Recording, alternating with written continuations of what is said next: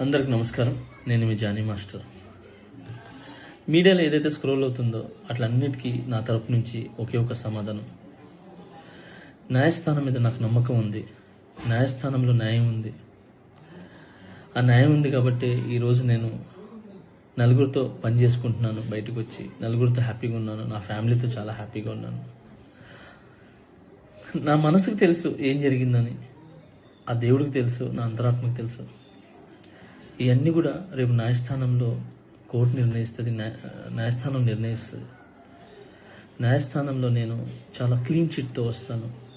నిర్దోషిగా నేను బయటకు వస్తాను. ఆ రోజు మాట్లాడతాను. అప్పటి వరకు నేను నిందితుడిని మాత్రమే. సో నేను ఓన్లీ నిందితుడిని మాత్రమే. మీ ప్రేమ నాకు ఎప్పుడు ఇలానే ఉండాలి, ఇలానే ఉంటుంది. నాకు తెలిసింది ఒకటేనండి, నాకు వచ్చిన పనితో బాగా కష్టపడటం, ఎంటర్టైన్ చేయటం. సో నేను ఎప్పుడు నా పనితో, నాకు వచ్చే విద్యతో మిమ్మల్ని అలరించడానికి మీ ముందుంటాను. మిమ్మల్ని అలరించడానికి కష్టపడతాను.